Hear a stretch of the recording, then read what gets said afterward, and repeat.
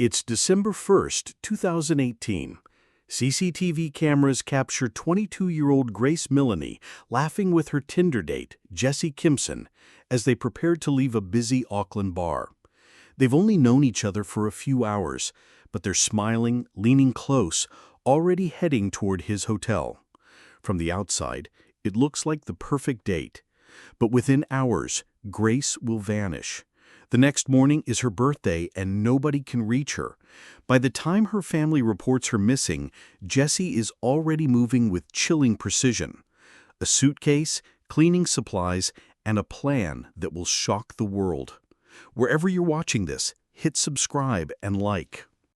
It was a warm summer evening in Auckland, New Zealand, December 1st, 2018. Grace Millane, 22 years old, had been traveling the world alone, collecting memories, photographs, and journal entries.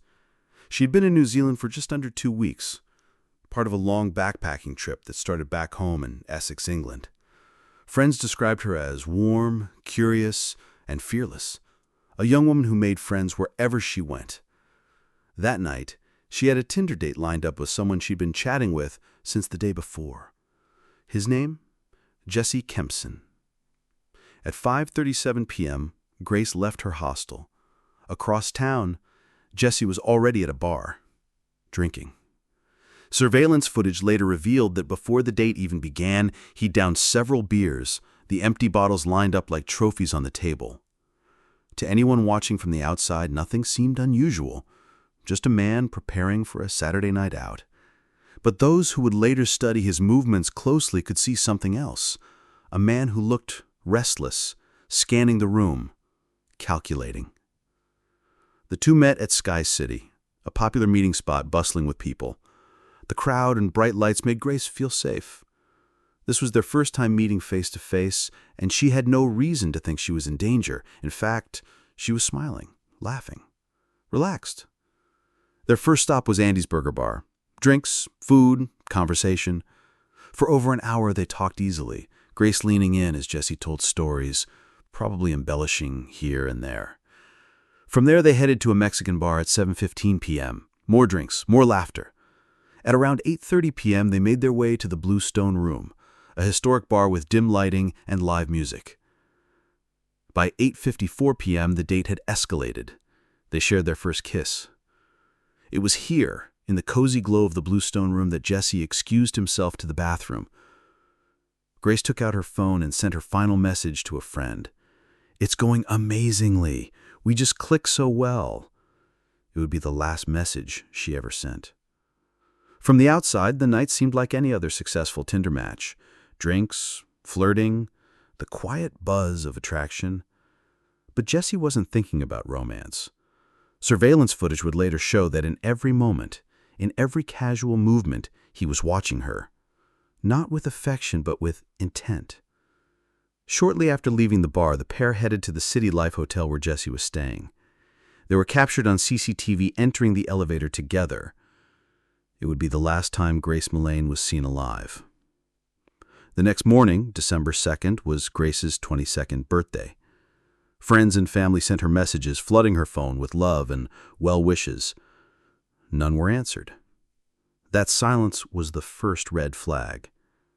Hours turned into a day, and a day into 2. No posts on social media, no phone calls, no sightings. Meanwhile, Jesse Kimpson was moving with quiet efficiency. At 8 a.m., he was back in that same elevator, alone. His eyes flicked toward the camera, his expression tense, almost defiant. Moments later, he walked out into the street and began an errand that would chill investigators to their core. First stop, the warehouse on Elliott Street, where he bought a large suitcase. On CCTV, he was seen opening and measuring it, checking if it would be big enough. Big enough for Grace. Then he walked to another store, purchasing a stack of cleaning supplies, bleach, gloves, brushes, back to the hotel. A few hours later, he appeared again, this time heading to Apex Car Rentals to pick up a vehicle. It looked like a routine Saturday morning, but in reality, there was already a body in his room. At that same moment, Grace's friends were trying to reach her, and while they worried, Jesse sat across from another young woman at a different bar on another Tinder date. She would later tell police that his behavior terrified her. She said he started talking about how to hide a body from the police.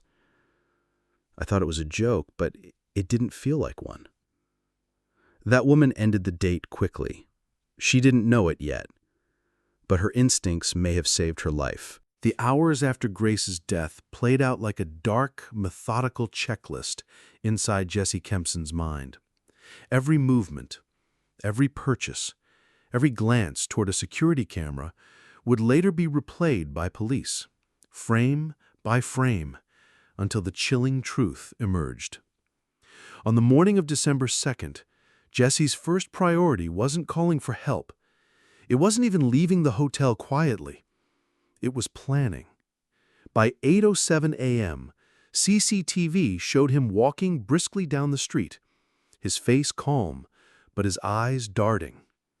Inside the warehouse store, he handled a large black suitcase, unzipping it, testing its depth. He wasn't guessing. He was making sure it was the right size to hold Grace's body. From there, he stopped at another store for cleaning supplies. Gloves, detergent, brushes. In his mind, this wasn't a tragedy to be explained. It was a crime scene to be erased. Back at the City Life Hotel, the carpet was stained. Evidence, small to the eye but damning in a court of law, was everywhere. Jesse spent hours scrubbing. The next time he was seen on camera, at 10:42 a.m., he was leaving again, this time heading toward Apex Car Rentals. The suitcase was heavy, too heavy to walk through the streets with. A vehicle was essential. But instead of disposing of the body right away, Jesse did something almost unthinkable. He went on another Tinder date. The woman, who would later testify against him, remembered the encounter vividly. Jesse wore the same clothes from the night before, possibly the same ones he'd been wearing when Grace died. Over drinks, the conversation turned strange, disturbing. He asked her if she knew how to hide a body. Whether he was testing her reaction or simply unable to hide the thoughts consuming his mind, she wasn't sticking around to find out. She left immediately. That date would later haunt her, especially after learning the truth about what happened to Grace. Later that evening, CCTV caught Jesse returning to his hotel with a carpet cleaner. He wasn't just tidying up, he was waging war against forensic evidence. 2 bottles of cleaning solution in hand, he moved quickly, glancing over his shoulder before disappearing into the elevator. Around 9:30 p.m., the cover-up shifted to the next stage. The elevator doors slid open again, revealing Jesse with the hotel trolley stacked with luggage. One bag much larger than the rest, the suitcase, heavy, awkward to move. Inside, Grace's lifeless body. Moments later, he was loading the rental car. No one on the street knew what they were witnessing. To them, it was just another man traveling. But for investigators watching the footage later, it was the smoking gun. By the next morning, December 3rd, Jesse's focus turned to disposal. At 7 a.m., he walked into a hardware store and bought a shovel. CCTV caught him testing its weight in his hands. He then visited a dry cleaner, dropping off clothing, another move to destroy evidence. On the way back, he stopped at a public trash bin, tossing in a large garbage bag. The rental car also got special treatment. At a cleaning station, he focused heavily on the rear of the vehicle, where the suitcase had been stored.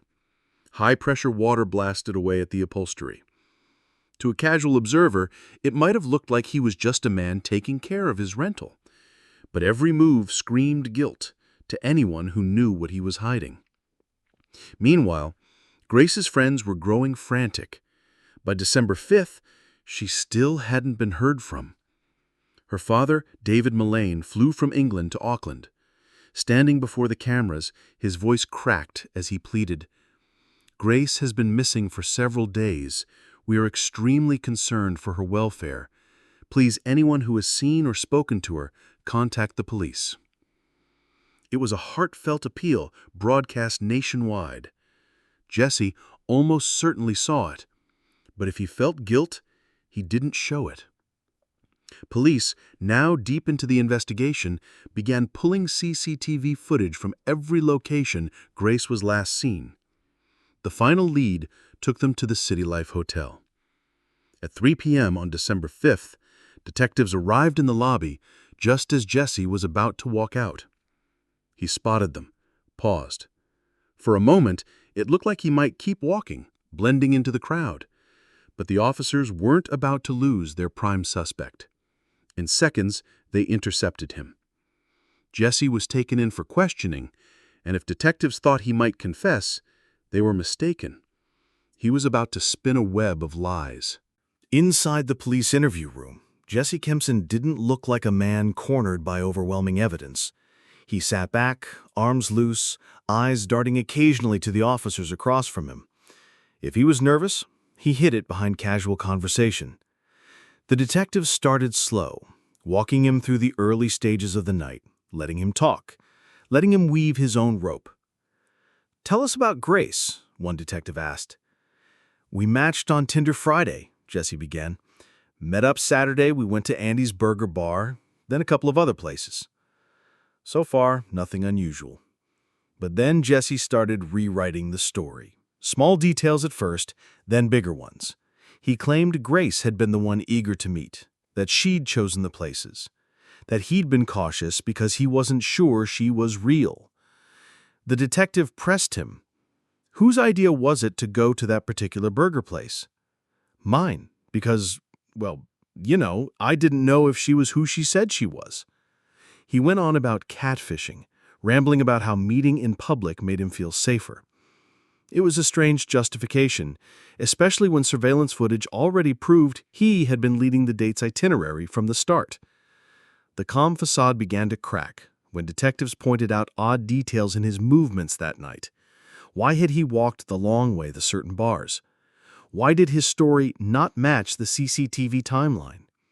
Jesse stumbled, changed answers mid-sentence, tried to double back. One officer dropped the first real weight of suspicion. "We actually don't know yet if she's alive or not, but she might also be dead, and it could be that you've done it." Jesse leaned forward. "Am I being arrested for something I didn't do?" Not yet, but the walls were closing in. Behind the scenes, police already had damning evidence. The suitcase purchase, the cleaning supplies, paid for with her own credit card, the extra hotel night charged to her account, carpet stains testing positive for her blood, cell phone pings placing both of them in his room, and hours of surveillance footage documenting every step after her disappearance. By the time they sat down for the second interview on December 7th, Jesse knew they had more than suspicion. This time his story shifted entirely. In a slow, halting voice, he claimed that Grace's death was an accident during consensual intimacy. He said, "We started off normal. Then she asked me if we could get into bondage, and then all I remember is falling asleep in the shower. When I woke up, she was gone." He panicked that he didn't know what to do, that he'd gone out and bought the suitcase and cleaning supplies in shock. But even in this partial confession, there were glaring holes. He admitted driving the rental car with the suitcase into the Waiteke Ranges, digging a hole and burying her. He admitted dumping her belongings in public trash bins. He admitted cleaning the car and disposing of clothing. But he denied ever intending to kill her. The press would later call it the 50 Shades of Grey defense, a claim that death occurred during consensual sexual activity without malice. But for investigators, it was another manipulation. This wasn't a tragic accident. It was a calculated cover-up. On December 9th, police located Grace's body in a shallow grave in the Waiteke Ranges, just outside Auckland. She had been strangled. The pathologist found bruises on her arms and chest, consistent with being pinned down. The medical evidence didn't match Jesse's version of events. It told a story of violence, not romance. In New Zealand, there's no distinction between first and second-degree murder. The question for the jury was simple. Did Jesse Kimpson kill Grace Millane? The answer came in November 2019. Guilty. On February 21, 2020, he was sentenced to life in prison with a minimum non-parole period of 17 years. But the story didn't end there. 2 more women came forward, both claiming Jesse had assaulted them after meeting on Tinder. In separate trials, he was found guilty again, receiving an additional 11 years. The image of Grace's smiling face, captured on CCTV hours before her death, became the haunting symbol of the case, a reminder that evil doesn't always announce itself loudly. It can walk beside you, buy you a drink, and tell you you're beautiful before showing its true face. And for the family she left behind, there will always be one question that can never be answered. What would Grace's life have been if not for him? Grace Millane's story is one of trust betrayed and a life stolen far too soon. She was a daughter, a friend, a traveler chasing her dreams, murdered by a man she had known for less than a day. And while her killer will spend decades behind bars, there's no sentence long enough to undo the pain he caused. Her case is a reminder. Evil can look ordinary. It can smile, buy you a drink, and seem like the perfect match, until it isn't. If this story moved you, share it so Grace's memory is never forgotten. And wherever you're watching this, hit subscribe, tap the like button, and turn on notifications so you never miss the next case.